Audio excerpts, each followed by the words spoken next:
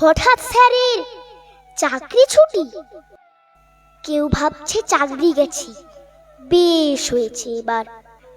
কেউ বা ভাবছে চাকরিটা নাই, করব কি যে এবার। কেউ করেছে চাকরি চুরি, কেউ নিয়েছে টাকা।